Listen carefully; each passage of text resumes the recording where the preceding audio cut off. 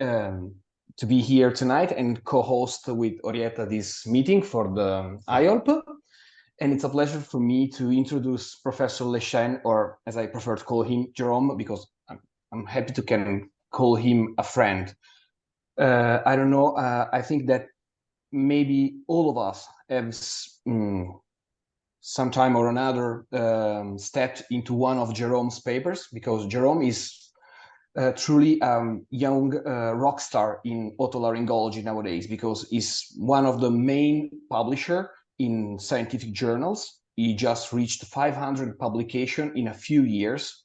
Jerome is very, very young, but it's a brilliant mind. It's the most wonderful thing that it can, it's one of the few people who can be both a scientist and a surgeon. So he's dealing with both and is giving us the best of both worlds, like Hannah Montana. So like any rock star, his bio is very humble. So I'm reading what he told me to tell you, but he's a real rock star.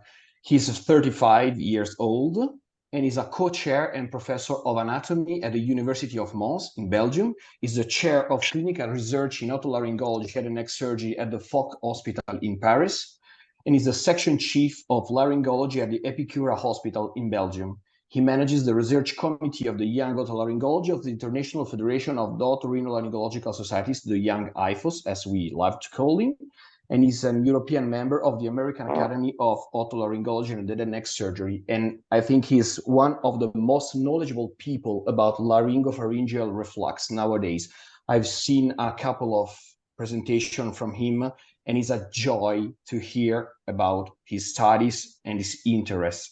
So we welcome Professor Lechien, and I think that at the end we will maybe have small time for a few questions.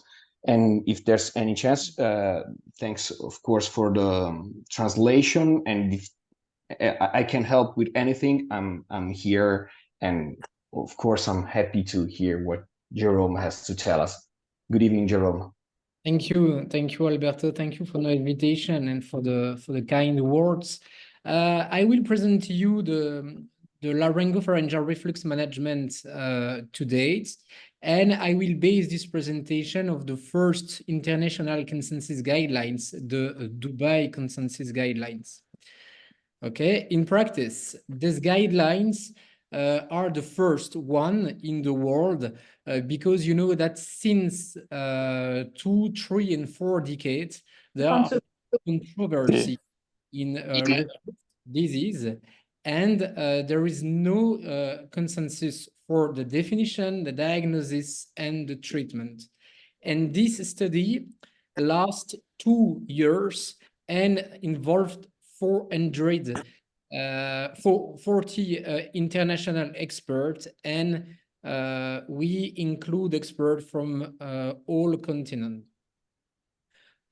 The first point, very important, you know that since the first description of reflux laryngitis in 1991, there is a significant increase of the number of studies which support the need to have a consensus for the definition and for the treatment. To date, LPR prevalence is about 10 to 30% of Western country population, and more than half patient in laryngology office. Many voice disorder are increased or impaired by reflux.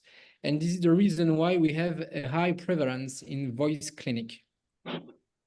This is the paper that will be summarized in this presentation, and you can find the criteria of the LPR diagnosis in this very long work. The first point is the definition. What's reflux laryngitis, LPR? LPR, this is a disease of the upper airway digestive tract resulting from the direct and indirect effects of gastroduodenal content, not only pepsin.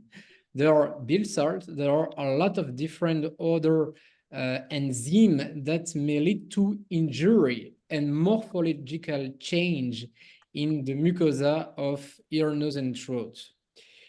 To date, we know that there are two mechanisms. The first is the opening, the relaxation of lower and upper sphincter of the esophagus and the backflow of gastric content into the throat.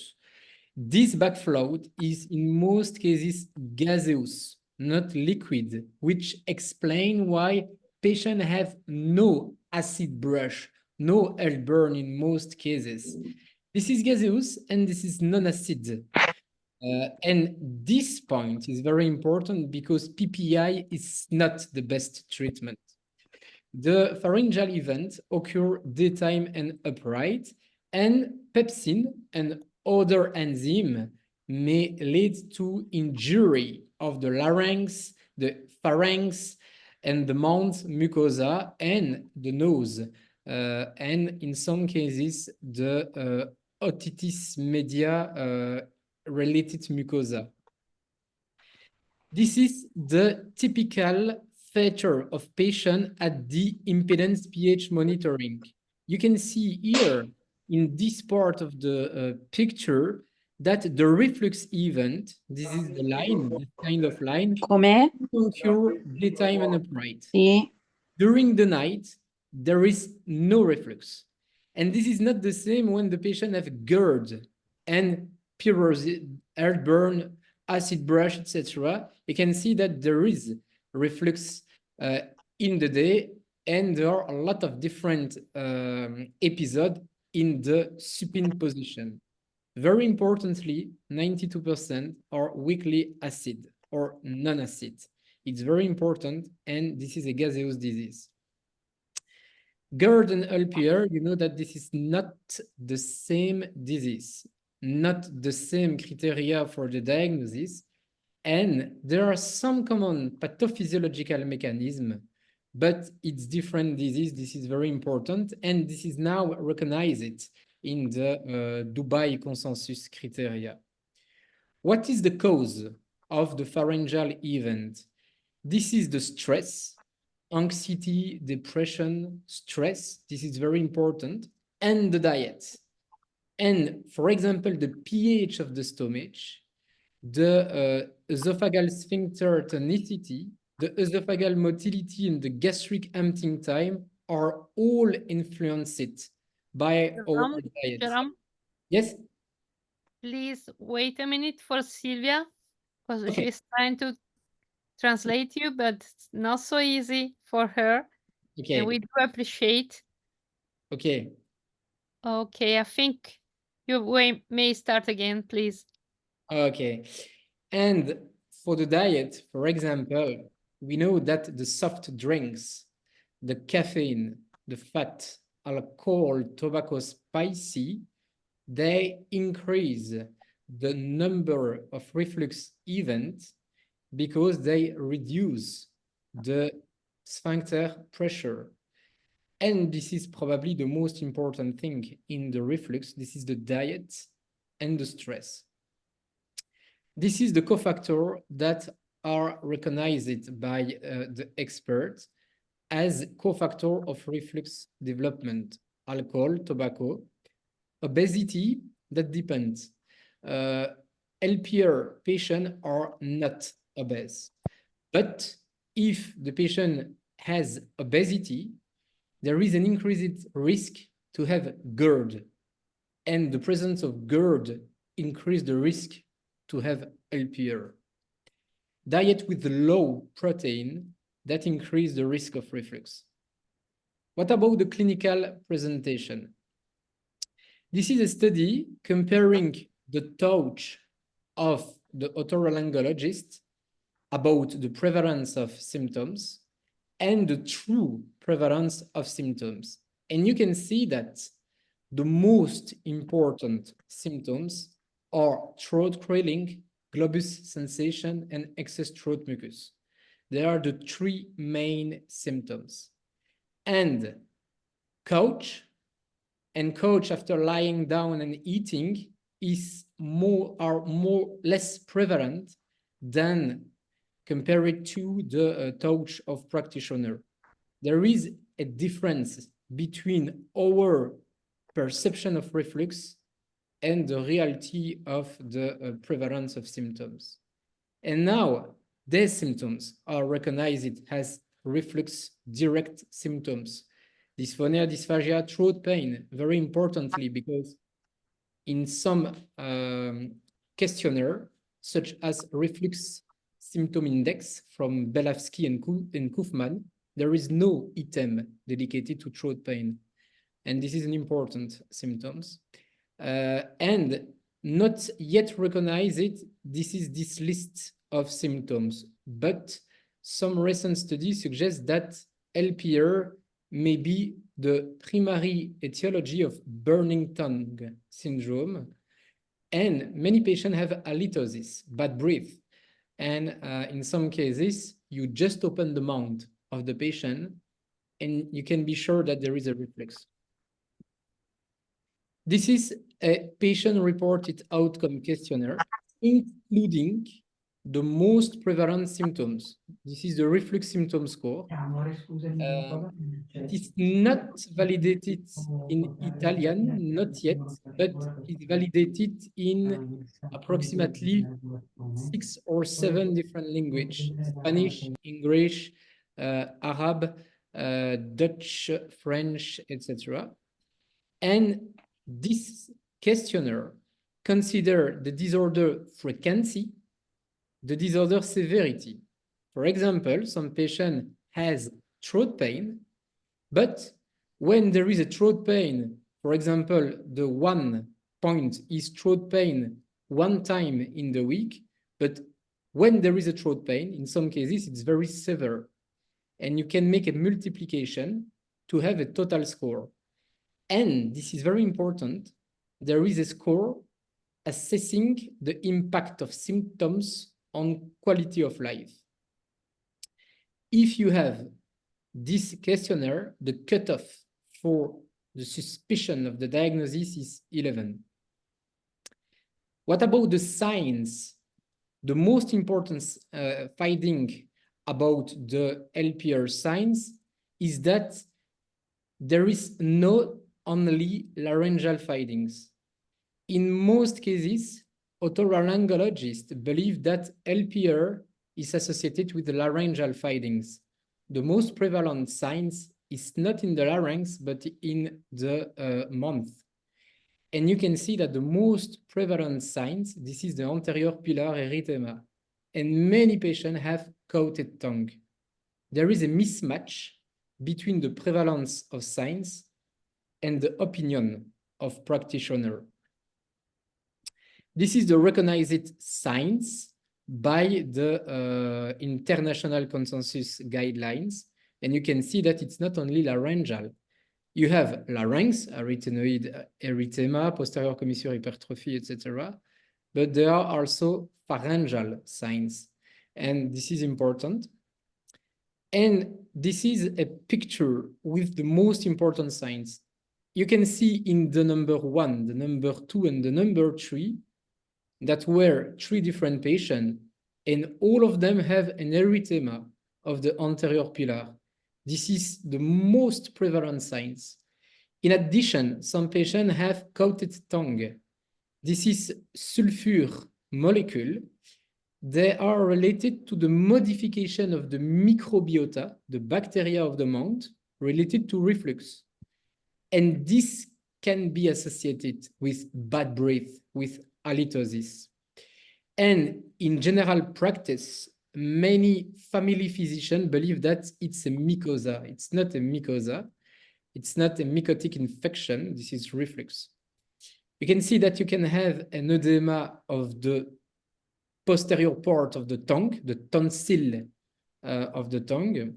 You can have sticky mucus and pharyngeal granulation like that here in the 3 picture is very, very prevalent. The laryngeal signs, you know them. All of the signs are not specific. You can have the signs with an allergy, for example, with a postnasal drip related to a chronic rhinosinusitis. You can have some signs. This is not specific. This is a new instrument to assess the signs. It's new because this paper is in revision in the laryngoscope.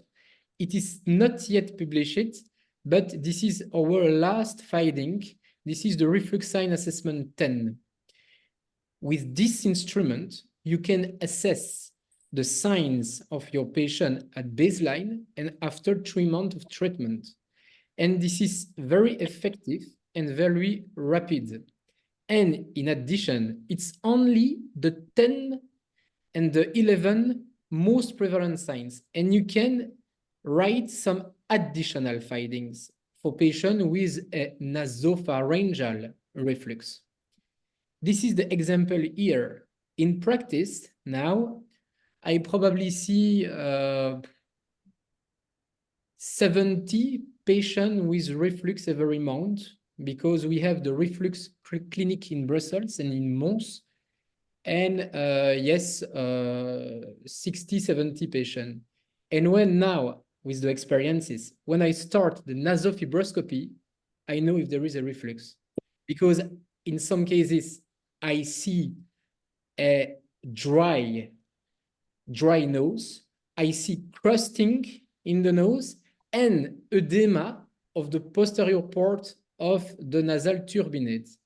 When you have this kind of signs, which is a mulberry turbinate, this is the name, you can be sure that it's reflux because it's gaseous reflux, and the gaseous come in the back of the nose, and you can have an edema in the back of the nose of the turbinate.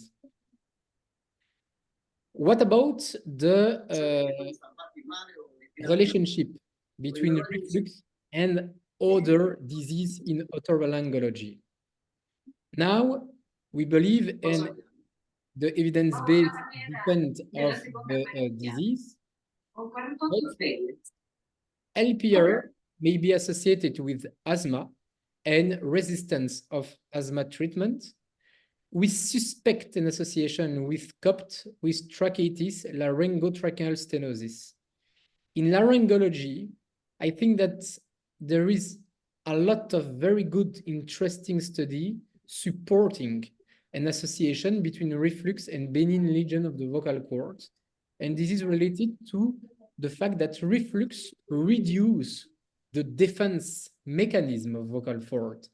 And with a reduction of the defense mechanism of the vocal cord, it can have a high number of microtraumatism, high number of longitudinal and transversal traumatism in the vocal cord, and the development of benign lesion. LPR is, for me, the most important findings associated with benign lesion. Cancer, there are a lot of basic science and clinical studies suggesting a relationship. And you can have a lot of reflux in some rhinologic and otologic disease. Nasal obstruction, in some cases, you can have a posterior nasal obstruction. If you give the Gaviscon or reopen during 3 months to some patient, you can have a reduction of the nasal obstruction. Chronic rhinosinusitis, it's a fact. Many studies found into the chronic rhinosinusitis secretion pepsin, and there is an association.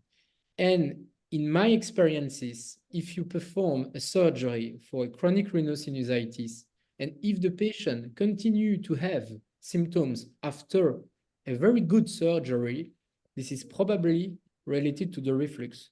Because when you perform a surgery of sinus, in the same cases, you reduce the nasal deviation, and there are a lot of place in the nose, and a lot of place can be associated with more gaseous reflux and nasal symptoms.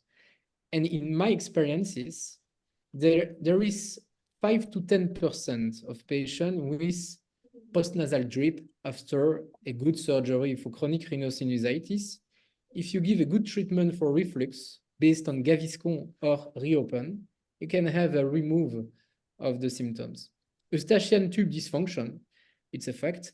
And recent study, and this is an Italian team from La Sapienza, I think, found pepsin in the tear of the patient and ask to your patient with reflux, do you have dryness in the ear and in the nose?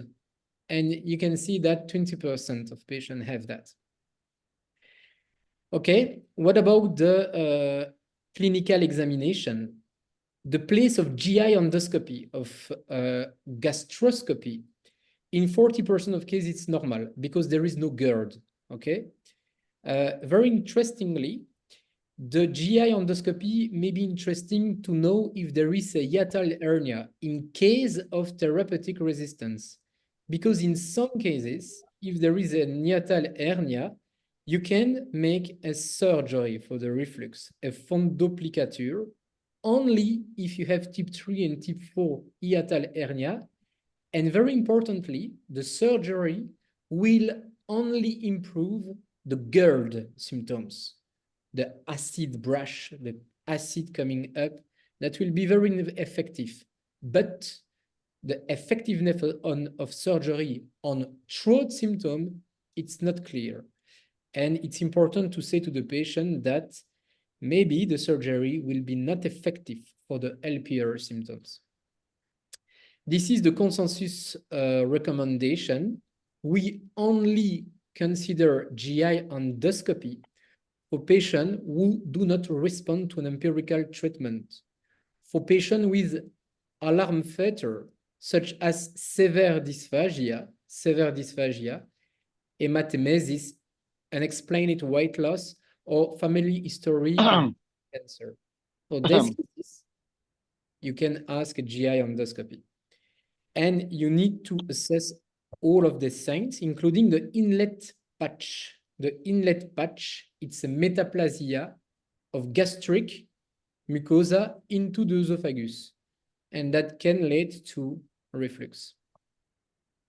What about the gold standard? There is a gold standard, and this is the impedance pH monitoring. Importantly, impedance pH monitoring with pharyngeal sensor, not only esophagus, because you can have some reflux episode in the esophagus, in the proximal esophagus, what will never reach the pharynx. And this is important to see at the impedance pH monitoring, the comeback of the backflow of the episode into the pharynx. Okay, and for which patient, if there is a chronic disease, patient with reflux since 10 years without diagnosis, you can ask a pH impedance monitoring to have a response for the patient. For patients who do not respond to two therapeutic lines is 3 months Gaviscon, for example, and if there is no improvement, you can try 3 months with Riopan. It's not the same, and some patients will have good result with Gaviscon, and other with Riopan. And this is an indication. You can ask an impedance pH monitoring if there is some comorbidities. And for chronic rhinosinusitis in practice, I use Restec. Restec, you can see here, this is only one probe. And it's oropharyngeal pH monitoring. And me, I place the probe not in the oropharynx, but in the nose. And I can have a diagnosis of nasal reflux disease. pH monitoring, it's not interesting because LPR is non-acid. What about the diagnosis? If you have more than one acid, weakly acid or alkaline event in the pharynx, the diagnosis is complicated, is confirmed. More than one. This is the guidelines, the gold standard criteria. It's just technical note. I will not talk about that, but it's very important to have good probe placement, and you have the same definition for the acidity. And in practice, if you make an impedance pH monitoring, you can give to your patient a personalized treatment. For example, this patient here in the left part, I will not give to the patient Gaviscon at bedtime because there is no reflux during the night. I will just give Gaviscon 5 minutes after the 3 meals. But for this patient here, I will give Gaviscon at bedtime because during the night, there is reflux. And another important point, if you have, for example, acid event in the morning or during the day, you can add to the treatment PPI, pantoprazole, but not at bedtime because there is nothing in the night, but in the morning fasting, and just 20 milligrams, no more, it's enough. This is just detail about the impedance protocol analysis. The manometry is only for patients who do not respond to empirical treatment. It's not useful in LPR, only for resistant patients. Oropharyngeal pH testing, we have no criteria of the diagnosis because this is not the same sensitivity than the hypopharyngeal impedance pH monitoring. And if you use some manufacturer for hypopharyngeal impedance testing, you can have different sensitivity. For example, in Brussels, I use Sandil. Sandil, this is an American manufacturer for impedance testing. And I have a mean of 10 pharyngeal events in my population of patients. In Paris, I use Medtronic, not Sandil, and I have a mean of 50, 60 episodes. There are different sensitivity according to the manufacturer. And this is the same for oropharyngeal pH testing. The sensitivity is very high. Patients with RESTEC have a lot of episodes in the pharynx. The PEP test is not evidence-based. That may support the diagnosis, but PEP test can be influenced by the meals. If you have no reflux, and if you eat, for example, tomato sauce, pizza now, you can have a positive PEP test 3 hours after your meals without reflux. PEP test is not specific and not evidence-based. Here, this is just a study. If you have not the time to use patient-reported outcome questionnaire clinical instrument, you can just associate the association of throat clearing, heartburn, and globus sensation. If the 3 symptoms are present in your patient, and if you have in the month uvula erythema and anterior pilar, you have a probability, a sensitivity of 98% for the diagnosis, but very low specificity. But this is a very, very, very fast approach for the diagnosis. But the fast is not in most cases the best. And if you can use the reflux symptom score with this cutoff, more than 11, associated with the reflux sign assessment 10, with a cutoff of 13, you have a sensitivity of 92% and a high specificity. And this is probably the most effective approach for the diagnosis if you have no impedance pH testing. What about the treatment? The first point, which is very important, is to keep in mind that PPI is not evidence-based. This is a meta-analysis published a few years ago, and you can see that the superiority of PPI over placebo is not demonstrated. In practice, it's 50 to 60% of patients who have an improvement with only PPI. The guidelines now is to not use the PPI as a single therapy. The empirical treatment needs to cover acid and non-acid reflux. And you can use, very importantly, diet, stress management, and alginate or magaldrate. Alginate, it's Gaviscon, and magaldrate, it's Riopan. This is an evidence-based algorithm. And you can see that if your patient have mild reflux, very mild reflux, not a lot of important symptoms, you can just give a diet and stress management, no drugs, and you can have an improvement with that. If you have a patient with a moderate reflux, you can give diet, alginate, and PPI only if you have GERD or GERD symptoms. But in practice, diet and alginate, it's enough.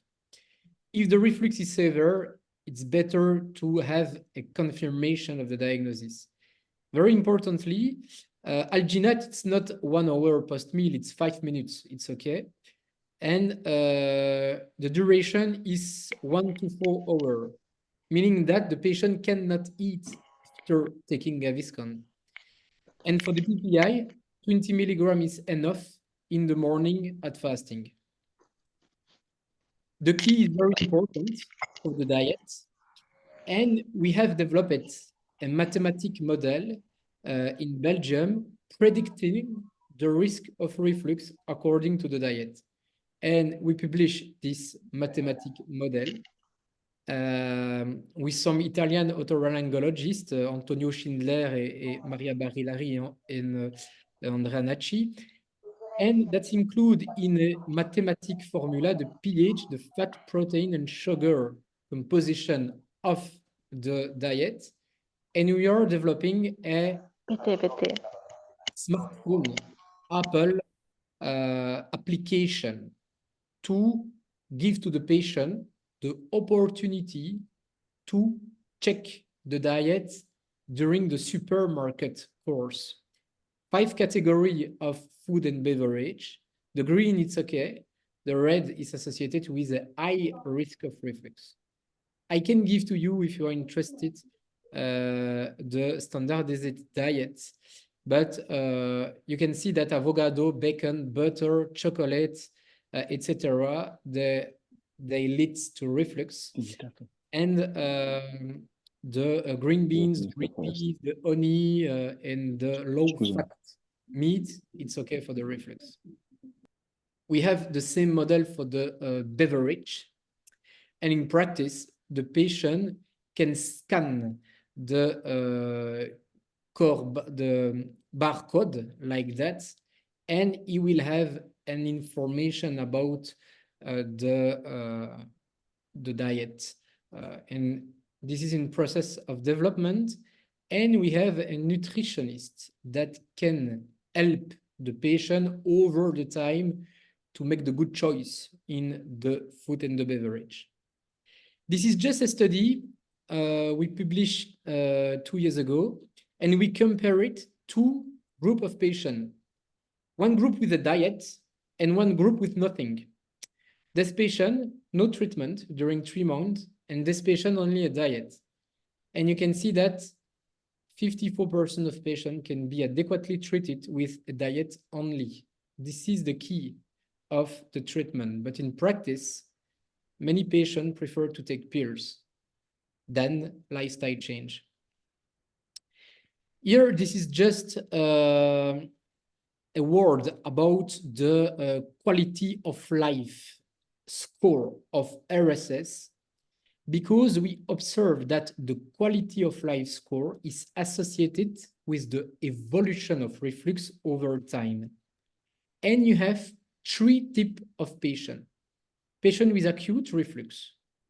This patient, you will give a treatment, and after 3 months of treatment, the reflux is finished, and the reflux will not recur in the next years.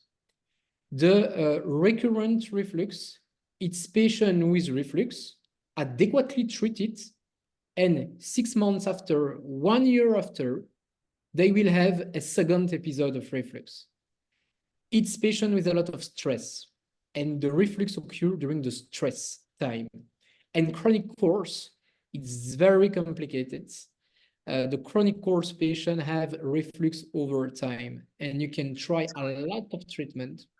It's very complicated to treat this patient. And in my experiences, this is patient with a stress daily life, depression, or a lot of anxiety. And you need to treat the anxiety and the stress prior to treat the reflux. Here is just a detail about some patient characteristic. If there is a lot of stress, there are a lot of pharyngeal events.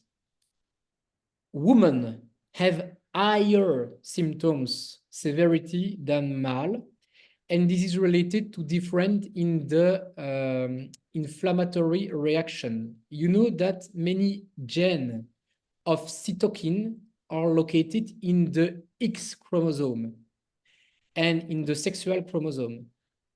And men have one X chromosome and female two. And this is the reason why female have a lot of symptoms and higher inflammatory reaction than male and higher RSS. And the elderly patient need more time to cure. This is another very important point. Fewer symptoms, more time to cure. And last point, if you give a PPI for elderly patient, do not use omeprazole, do not use rabeprazole, only use pantoprazole, because pantoprazole is not influenced by the age of the patient and the liver, the hepatic metabolism. Last point is the new findings. We recently published 1 month ago a study where we investigated in the saliva of patients a lot of different pancreatic enzymes: elastase, trypsin, pepsin, lipase, bile salt. And we found in this study that we have a lot of different profile of patients. Some patients have acid LPR, and in the saliva, you have a high activity of pepsin. But other patients have non-acid LPR, and with non-acid LPR in the saliva, you will have a higher activity of lipase, of bile salt, but not pepsin. And some other have different pH in the saliva. And this is our very, very last study, published 1 month ago. And we observe very important point. The best biomarkers of reflux in the saliva is not pepsin, is the cholesterol. Cholesterol is found in controls, in healthy patients, and is very few in LPR patients. And this is probably related to the bile acid presence in the saliva. If you have a lot of reflux, you will have a lot of bile salt in the saliva and very few cholesterol, because the bile salt will catch up the cholesterol in the saliva, and you will not detect the cholesterol in patient. And you can see that the best enzyme in the saliva, it's not the pepsin, but elastase. And elastase comes from the pancreatic region, meaning that reflux is not from the stomach to the throat. It's from the duodenum to the stomach to the esophagus, and the esophagus to the throat. It's a long dysmotility important. And last point, the pH of saliva in patient is more alkaline than in controls. And it was surprisingly this observation, and we believe that it's related to the fact that when there is a lot of reflux in the saliva, one protection of the mucosa is to have a secretion of the bicarbonate, and bicarbonate increase the pH. And this is the reason why reflux is an alkaline disease, not an acid disease. In practice, it's probably more complicated, and this is our theory. in practice, I believe that reflux is associated with a dysregulation of the microbiota. And probably that patient with chronic reflux have very few diversity of bacteria in the mouth. And this is the reason why the symptoms are resistant. And probably that the future treatment of reflux in 2 or 3 decades will be probiotics. And we have an international patent with my university to protect our discovery about microbiota and about enzyme, and to develop in the next few years probably a probiotics. But it's just now a theory, and we are only in process of investigation. And last point, probably there is an involvement of the gut microbiota. And what is the connection between the bacteria of the gut and the brain? The connection is the vagus nerve. And the vagus nerve is the nerve of the esophagus and the reflux. Probably there is a big association with all of these points in the development of reflux. Thank you for your attention. Thank you, Jerome, for your excellent presentation. It's always a pleasure to hear your news and to hear how much insight we can have into this condition. We try to downplay reflux as a functional symptom, a functional disease that has little to no meaning to the ENT specialty training, but as a matter of fact, reflux generates a lot of a huge burden in our patient. So getting to know why each patient can be different, why laryngopharyngeal reflux is a part of a spectrum with gastroesophageal reflux, but it's not the same thing, is, in my opinion, mandatory for the 21st century otolaryngologist. And of course, we have so much to learn and so much to discover in order to better manage reflux as a whole. So thank you. Do you have some question? Ci sono domande?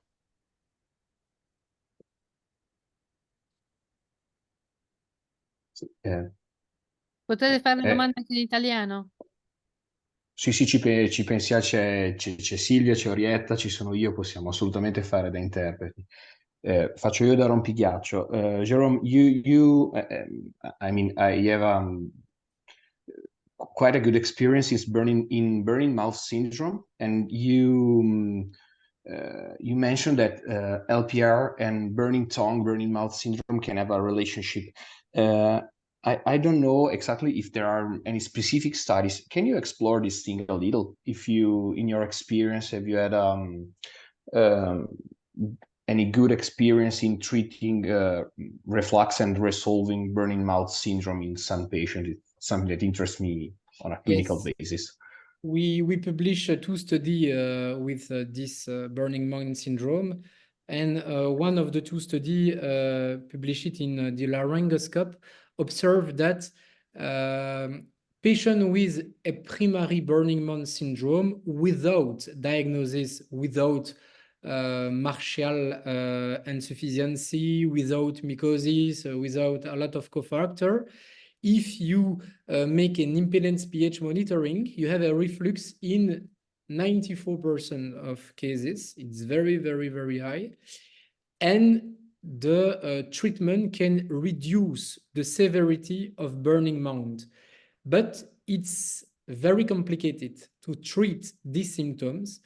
And in my opinion, the burning mouth symptoms is related to a microbiota impairment. And in practice, I give to this patient reopen 3 times a day, and I explain the diet, but it's very long to have an improvement, 3-6 months in some cases. And some patients in practice, and it's very interesting for the ENT today, if you give reopen And if you have no improvement, you can change and try Gaviscon. Gaviscon in liquid.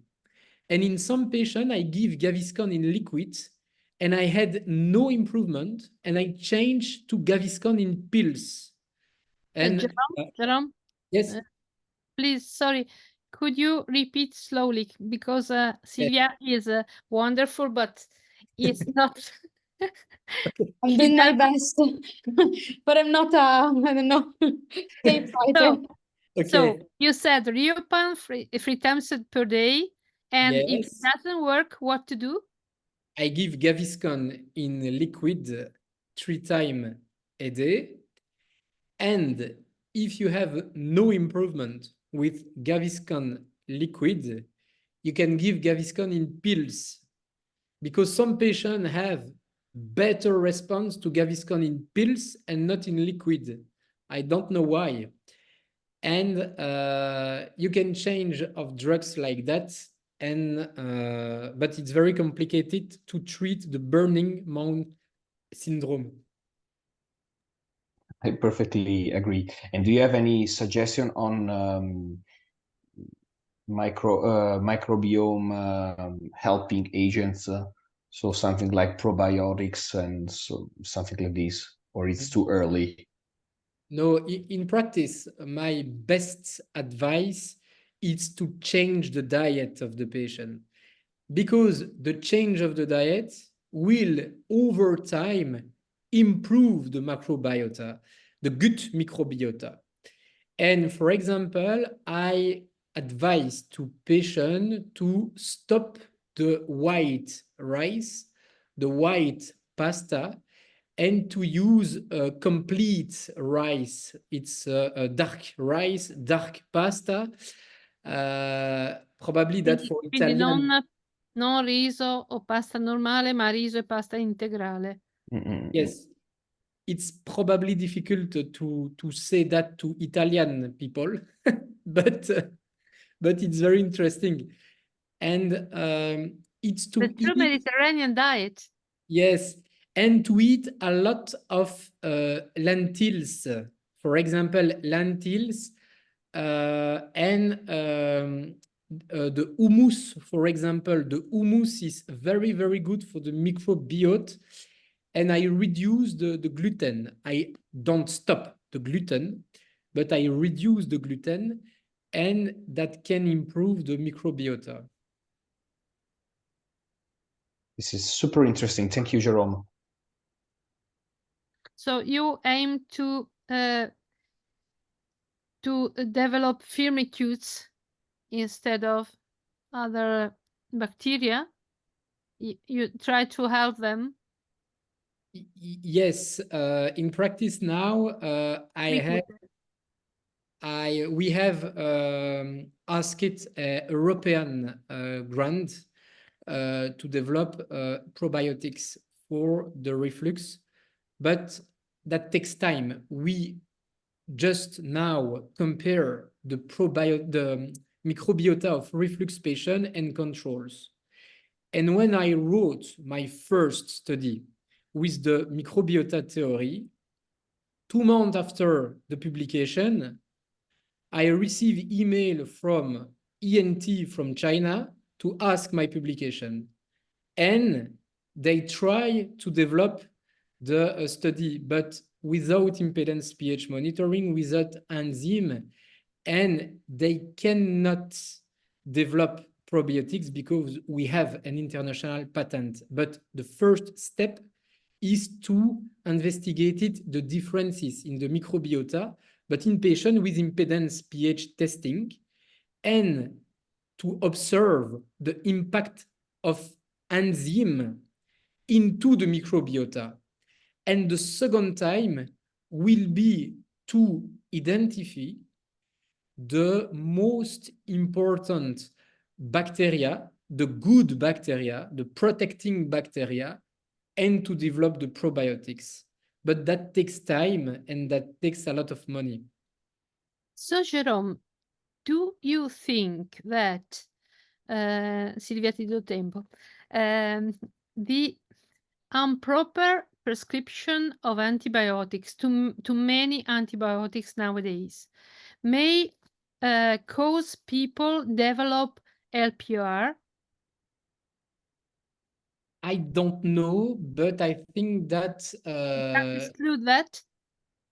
I don't know, but I give antibiotics only if the patient need antibiotics now, because if you give an antibiotics, you will kill your good bacteria, but you will have the time to have a regeneration of the bacteria, but that takes a lot of time, from 2 or 3 weeks to several months to have the same bacteria. And this is the reason why I do not give antibiotics in many cases, only if there is a big infection. Because I do not know what happened in Belgium, but during pandemic in Italy, there was some crazy decision that brought people prescribe or buy in the chemist mostly azithromycin or so. It was no reason at all in a viral infection, but we did add a lot of people taking antibiotics without any reason. I must admit, of course, if people, for people who developed pneumonia, but many people assumed a lot of antibiotics without any reason. And we had really chemists who can't sell any more antibiotics because they were a wide offer of magazines of deposits because of people assuming without totally any reason. Yes, I observe one point with the antibiotics. Many family practitioners, if patients have throat pain and reflux, give the antibiotics because they believe that it's an angina, and the patient will have an improvement with the antibiotics for the reflux, but a short improvement, probably because the antibiotic kills the good and the not good bacteria. And after that, the throat pain related to reflux can come back. But in practice, you can see in your consultation, patient with a long history of reflux and throat pain, and they say, yes, but when I take an antibiotics, it's better. Yes, because that acts on the microbiota, in my theory, in my opinion. There is no study investigating that, but I think that this is an additional support of the microbiota theory.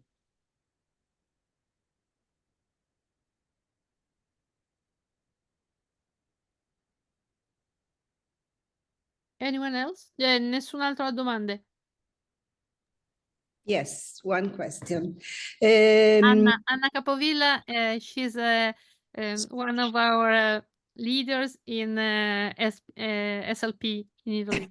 Leader. Yes, okay. You do the best. Thank you. You talk about diet, but do you think that chewing and teeth in elderly people could influence this kind of problem? Yes, because if you use a chewing gum, for example, you increase the work of your gastric content, and probably that if you chewing and if you use a chewing gum, for example, the stomach is working and produce a lot of enzyme. And if you have reflux, there are probably higher concentration of enzyme. This is my thought. I'm not sure if there is study. I think that there is no study in LPR, but I advise to patient to to not use chewing gum. But if you are in the meals, it's important to take the time to have a good mastication, etc. But not chewing gum outside the meals. Now, I was thinking about elderly people with problem in chewing. So they. Okay. This, Okay. But it's important to take the time, I think. And in my clinics, in my swallowing consultation, I have a lot of elderly people with aspiration related to reflux. And when I give Gaviscon, for example, and when I explain to take the time to chewing the meals and the Gaviscon, that reduce the reflux and the aspiration. Yes, thank you. And Jerome, coming from Anna's question, in your experience, do you have any people who is studying artistic voice? I mean, both actors and singers. And when they use hard attack, when they use when they are used to force on their larynx to try to things, many times they show signs of LPR, even if they are eating like the Dalai Lama, but they are just using worse their mechanism. So they produce an LPR even if they shouldn't have it. So it's not a matter of it's useful to have antiacid. It's not a matter of IPP, but just to let them know that they are using a bad technique. Me, in my consultation, I have a lot of singers with reflux, and I develop a singer reflux score, and I use that. And the most complaint is patient singer have difficulty to reach the high pitch. Yeah. And this is probably the most important symptoms. And for this patient, yes, I explained the diet. If the diet is very good, this is the stress, because the stress is so important than the diet. And I give Riopon or Gaviscon 3 or 4 times a day. And in many cases, I have improvement. And this patient, you can increase the voice advice. In practice, I do not recommend speech therapist for most singers, because they are very good to manage their voice because they are singer. And I can advise 1 consultation or 2 consultations with a speech therapist for singer. But in most of cases, the Gaviscon is enough, and the diet and the stress management. And after that, I assess the glissando in the consultation and the phonetogram, and I have better results 3 months after that. Antacids related always to meals or related to their scheduled tasks in singing or acting? Me, I just advise 5 minutes after the meals, and just 5 minutes after the meals, and at bedtime, because in some cases they take the dinner at 6, they sing, and they go sleep at midnight, for example, and I give an additional, but not before the exercises. Before the exercises, I advise to drink water, no sparkling water, no, never, because the gas is an important thing for the reflux. Just classical water before the repetition and the sing. And I advise to take aloe vera. Gel, aloe vera in gel, and honey. Miele. because the honey is very interesting in my experiences. Unless you have an allergic people.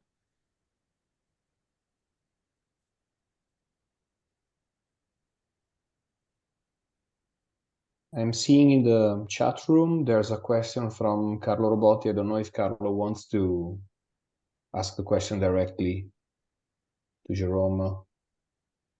Yes, in the Hi. chat bot. Hi, Jerome. This is Carlo Robotti from London. Thank you very much for your talk. It was super interesting, as always. I have a quick question regarding the management of patients who do not respond to the initial treatment for LPR. So I was curious to know what are your criteria to define a patient as a non-responder? Do you base your decision on a specific difference in the scores between before and after therapy, or do you have a specific timeline to consider a patient a non-responder? And Yes. my second question is about the concomitant presence of symptoms of gastroesophageal reflux, the main ones being acidic regurgitation and heartburn. How do you manage those patients who present with clear symptoms of LPR, but at the same time present with major symptoms of gastroesophageal reflux?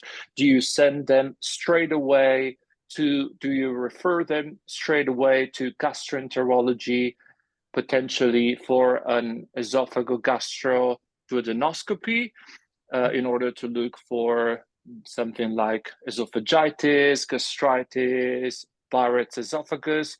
Do you wait for some time until the therapy is started? How do you manage these patients?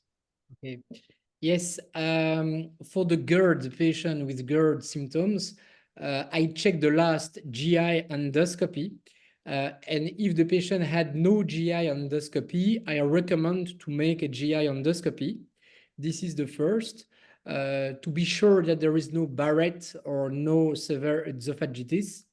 And for the treatment, for this patient, if there is no impedance pH testing, I give PPI, 20 milligram fasting in the morning, and Gaviscon in some cases. But if patient have GERD, LPR, and nothing in the GI endoscopy, I just give Gaviscon and diet. I try to give as less as possible medication, because I think that it's very complicated for patient to have 3 months Gaviscon 3 times in a day. I try to give Gaviscon and rarely PPI and Gaviscon because it's too much for patient. And this is for GERD. For GERD, GI endoscopy. If there is an esophagitis, okay for the PPI and the Gaviscon. If there is a normal GI endoscopy, just Gaviscon. And in my experiences, we have an idea of the response after 6 weeks.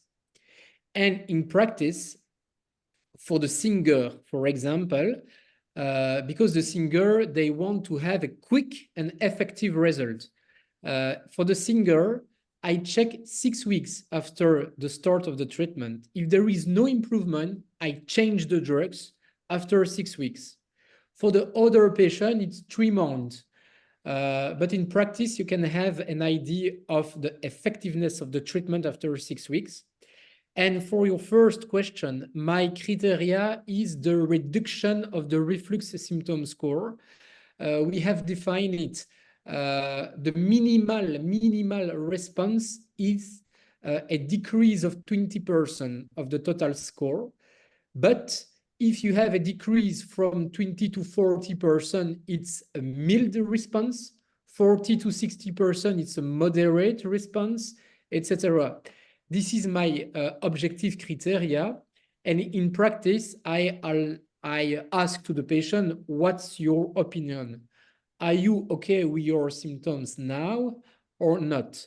If the patient say it's better, but I am not okay, I continue the treatment 3 months, the time of the diet management, and when I can, I decrease the treatment. And very importantly, I never stop PPI directly. I advise to the patient to stop PPI progressively. Take PPI Monday, Wednesday, Friday, Sunday, and the week after, just 1 PPI every 3 days. And after that, you can stop. It's progressive to avoid the rebound effect. And for the Gaviscon, this is the same. When the patient is happy with the improvement, I reduce the Gaviscon 2 times a day during 1 month and 1 time a day the month after. And if there is some last symptoms, but not very important, I explain to the patient that he can take Gaviscon just at the period where there are a lot of diet, fast food, etc. For example, if he goes to the restaurant, I explain if you eat very high fat food, you can take the Gaviscon for prevention. But my criteria is the reflux symptom score decrease and the patient wish. Hi, Perfect. Jerome. Thank you very much. Sorry. Hi, Jerome. Hello.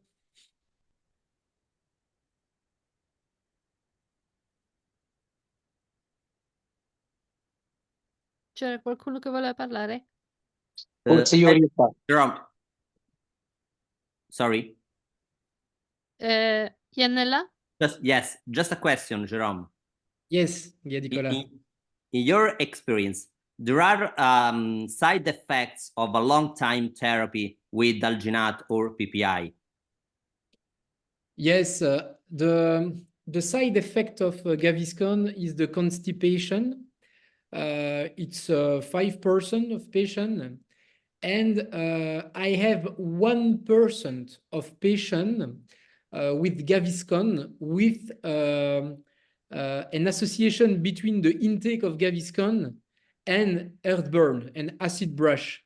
I don't know why, it's a paradoxical effect, but that can occur, but it's very rare. And for the PPI, I have a lot of patients who take PPI every day since 10, 20 years. And I explain to the patient that there are long-term suspected adverse events, including osteoporosis, including pneumonia, colitis. There are some studies suggesting that the long-term intake of PPI may increase the risk of dementia, Alzheimer, etc. It's not a level, evidence-based level A, but it's suspected. And because it's suspected, I try to stop that. And in practice, I am just conducting a study.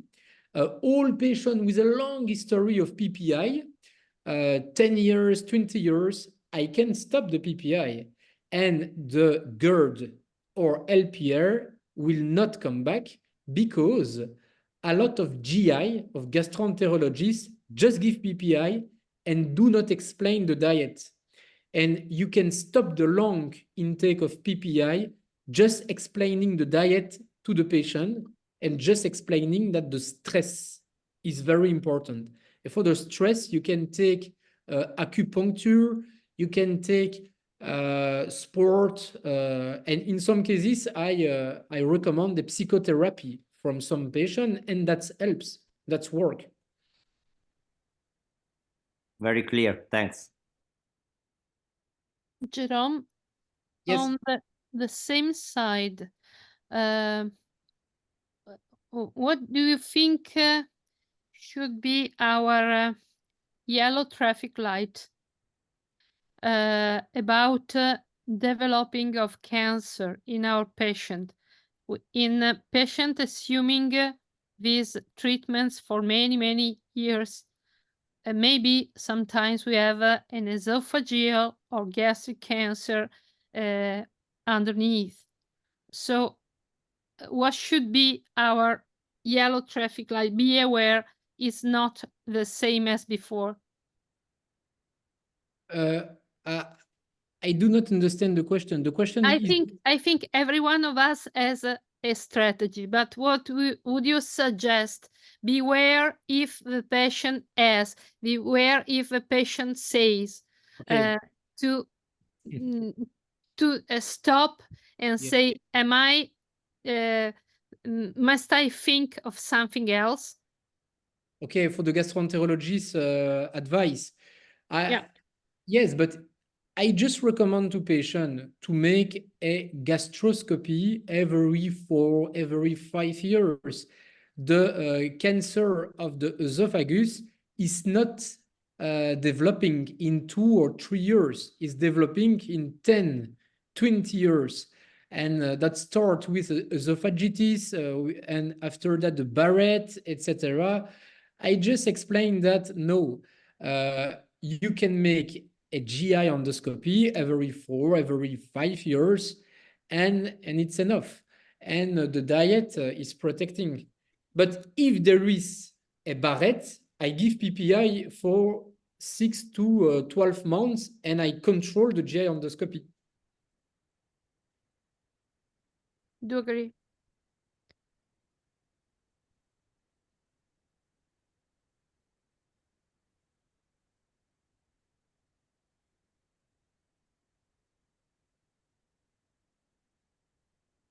Sorry, just a question about hydration. How much a patient should drink? How much liter? Me, I recommend 2 liters of water. I explained that no few alcohols as possible, no drink with gas, no Coca-Cola, no sparkling water, etc. And 2 liters, it's good, 2 or 3 liters, but no less than 2 liters. And if the patient is a singer, it's very important to drink water. And if you are in the mountain in Italy, it's no 2 liters, it's 3 liters, because in the altitude you have a dehydration of the mucus of the vocal fold, etc. And some patients have dysphonia in high altitude regarding the lack of water.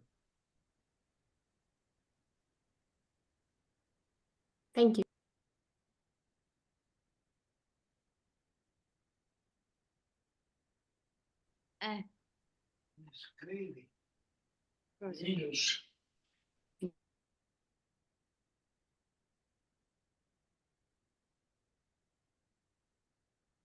Bene, ci sono ancora domande? May I make a question?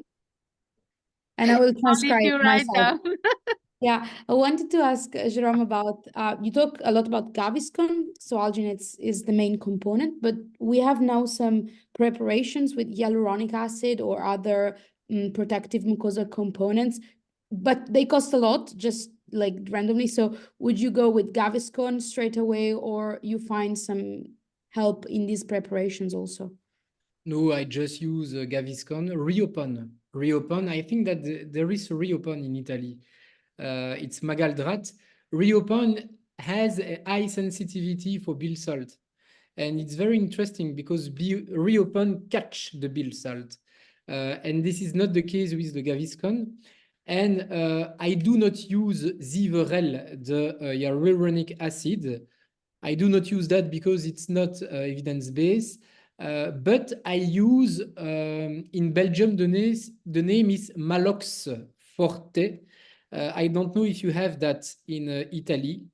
Malox Forte is very interesting, especially for patients with constipation and bowel disease.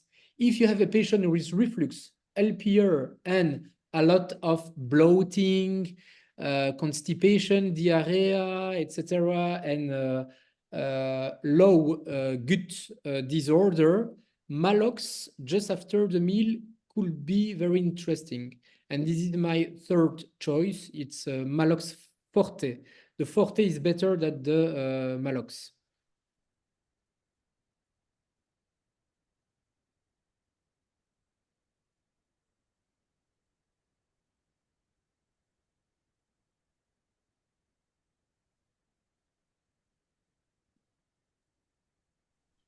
Io, se possibile, vorrei fare una domanda, ma posso farla solo in italiano.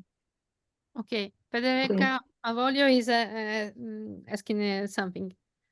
Parla, Federica. La domanda è questa: oltre a contenere i sintomi con la dieta e contenendo lo stress, diciamo i segnali di stress, potrebbe avere un senso, secondo la tua esperienza, lavorare anche per migliorare la funzionalità dello sfintere esofagico superiore e il tono muscolare per avere dei risultati un po' più a lungo termine? Prima domanda. Seconda domanda, nel tempo, visto che lo stress varia nel tempo, magari in un periodo va meglio e quindi di conseguenza anche la dieta e di conseguenza la masticazione, perché noi mastichiamo meglio anche in relazione allo stress. Ecco, visto che sono variabili che nel tempo possono cambiare, un lavoro sullo sfintere potrebbe avere degli effetti più a lungo termine. Yes. In practice, there are two studies that assessed the esophageal motility and the stress, and they observed that patients with a lot of stress have a reduction of the vagus nerve tonicity of sphincter, and there are relaxation. The stress is associated with a lot of relaxation of sphincter and gaseous reflux.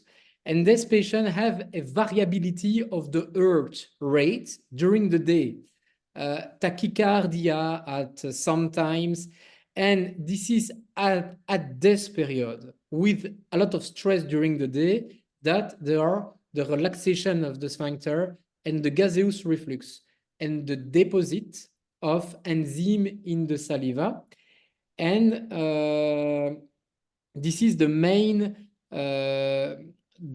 mechanism. And in practice, it's important to reduce the stress, but it's very complicated. You can recommend the psychotherapy, acupuncture, sport, etc. It's very complicated, but yes, there is a strong association.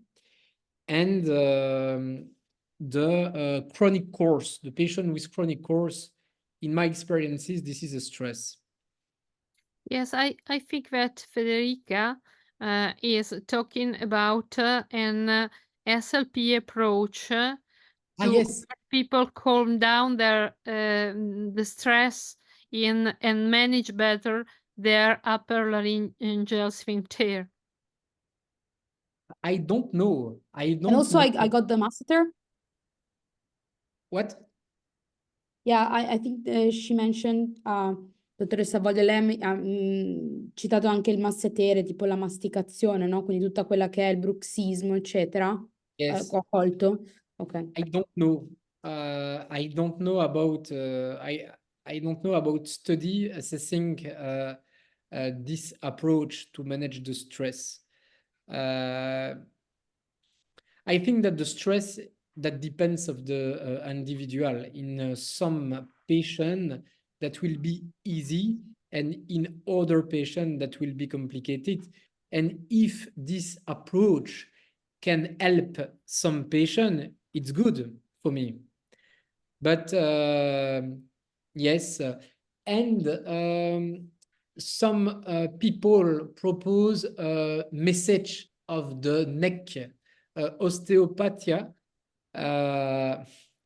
that could be that could be interesting, but there is no study, no evidence-based study. Grazie, se possibile vorrei fare anche un'altra domanda, ovvero quanto anche esercizi di respirazione, quindi in generale logopedici, possono avere un impatto sul nervo vago e dunque di conseguenza sullo stress e farlo diminuire, secondo lei? Esercizi di translation, Jerome? respirazione. You need a translation, Jerome? Yes, for this one, yes. So we're talking about breathing exercises that can influence the vagal tone, and in following your line of thoughts, the possibility of reflux.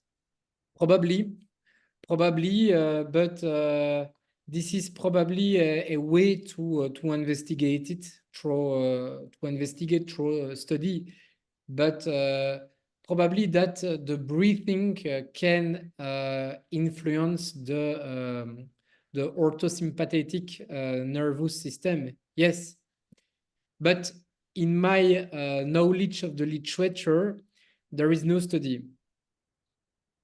But it's interesting. Grazie mille. Federica, aspettiamo I tuoi lavori. Siamo in lavoro continuo. Andiamo avanti. C'erano delle domande, ho visto. Alessandra, sì, Cesaro Lauretta, if a patient uses a lot of Malox, may be intoxicated by alluminio, non mi viene in inglese. Aluminum, I think. What's the question?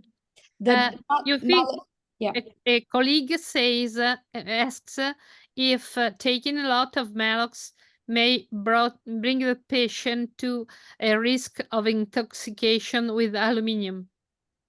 Yeah, I am not sure that there is a risk if you take Malox 3 times a day during 3 months. To the best of my knowledge, no. Okay. Another question is from another colleague, Dr. Berlusconi, and she says that alginate thrice a day, you mean after breakfast, lunch, and dinner, or the last dose before going to sleep? That depends, but yes, 5 minutes after breakfast, lunch, and dinner. This is my recommendation. And because the reflux event occur just after the meals. And this is the reason why I think it's better to give after the dinner rather than the bedtime.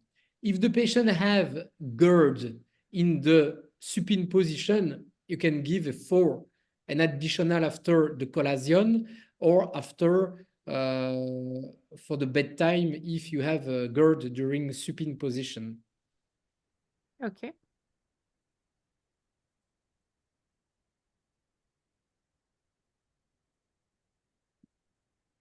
Carlo ha parlato, Federica anche, Lauretta Cesaro pure, Alessandra Berlusconi anche. Any more question? Nessun'altra domanda? Ah, Lucio Macci.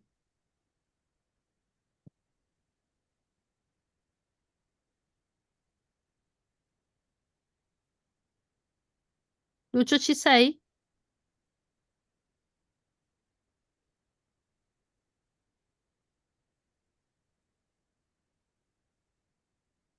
Lucio, hai una domanda?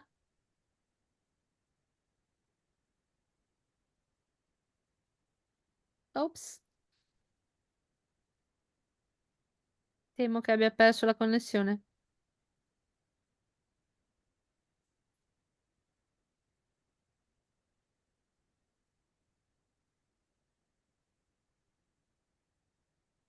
Lucio? Posso approfittare e farne un'altra io? Sì, anche se ho perso Jerome, però va bene.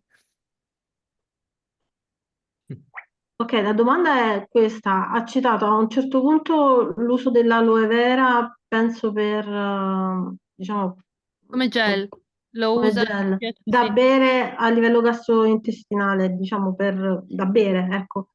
potrebbe aver senso usarlo per la zona orale e faringea come gargarismi per la protezione della mucosa dai danni e dagli effetti.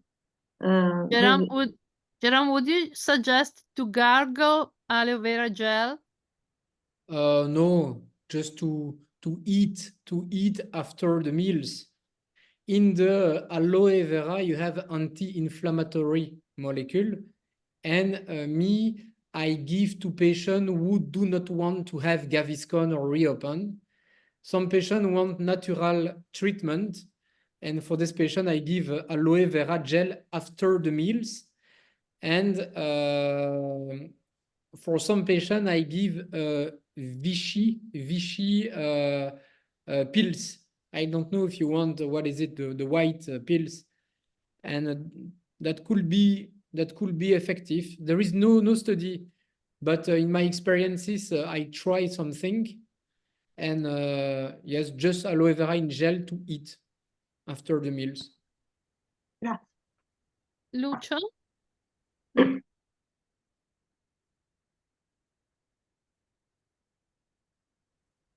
Nessuna domanda, Lucio Macci? Ok. Siamo arrivati alle 10 di sera. Se non ci sono altre domande, io lascerei chiudere ad Alberto. Maria, sai bene? Permettetemi prima in italiano, in inglese, in qualunque lingua del pianeta, di ringraziare Jerome Lechien e di ringraziare Silvia, perché in questo momento Silvia è in Svezia, quindi sta ragionando in svedese, inglese, italiano, e quindi... Ho fatto del mio meglio, non ho colto tutte le sfumature, ma vi assicuro che era un esperimento e non è stato facilissimo, ma spero che si sia capito un po'. Abbiamo cercato di contribuire al tuo reflusso. Alberto?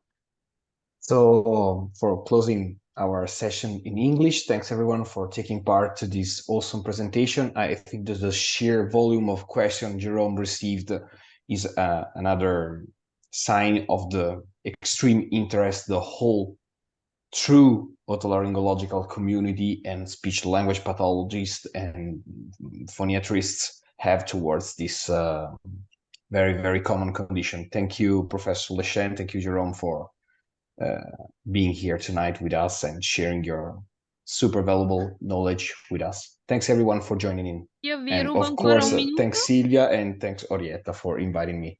Vi rubo ancora un minuto proprio perché questo evento di questa sera è un completamento del Congresso Nazionale AIOLP che c'è stato a ottobre, dove purtroppo ci si è messo anche l'oceano per bloccare Jerome.